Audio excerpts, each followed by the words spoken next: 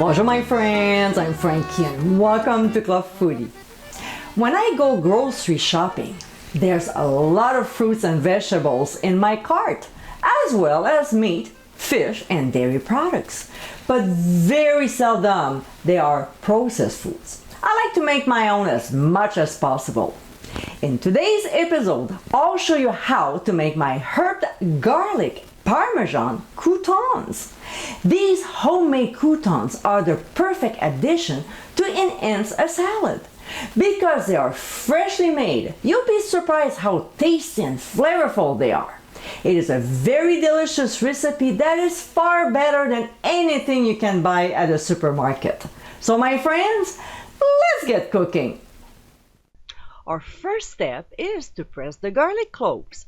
If you don't have one, you'll have to mince them very fine. I love my garlic press because it makes this task quick and easy. Plus, I find I get more flavor out of it. Before I got this press, I hated chopping garlic because it stuck to my fingers and the knife. If I would have to pick my favorite kitchen tool, this will be it. Alright, back to the recipe.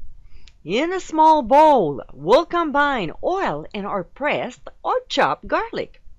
We'll mix the ingredients until combined, and then we'll let it infuse for 4 to 5 hours at room temperature. 5 hours later, we'll go ahead with our recipe by making our croutons. So we'll cut a baguette in half, then we'll cut in half again. I'm pretty sure you'll be able to cut the bread easier than I did here cause the camera wasn't between me and the baguette, which makes it harder to do. Anyway, so we'll cut once again in half before slicing it. So now we have the right size croutons, not too small and not too big. While we're doing this, we'll preheat the oven at 300 degrees Fahrenheit. Now, when it's done, we'll transfer the bread cubes into a large bowl, and using a sieve, we'll strain our infused oil over them. Then, with the back of the spoon, we'll press the garlic so we can extract more flavor out of it. We'll toss very well until the bread is completely coated with oil, which will help the next ingredients stick to the croutons. So now we'll add half of the grated Parmesan cheese, some ground thyme, dried oregano, dried basil, a small pinch of cayenne pepper just to give a little zip, as well as a small pinch of ground sea salt, and freshly ground black pepper, but this one is optional. So we'll toss once again until the ingredients are very well combined. Next, we'll dump our croutons onto a baking sheet lined with a silicone mat or greased aluminum foil, and then we'll spread them out evenly.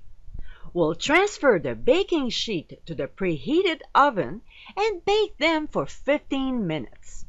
We'll remove from the heat and place the croutons back into the bowl so we can toss them again.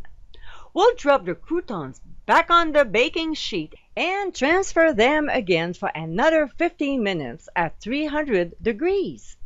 After the time is over, we'll remove the baking sheet once again from the heat, and then we'll gather the croutons together and sprinkle the remaining grated Parmesan on top. That way, we're not wasting any yummy cheese. That's why one of my nicknames is Minnie Mouse, because I love cheese. Alright, so we'll return the baking sheet to the oven for the last time and bake until they're crispy, about 13 to 15 minutes.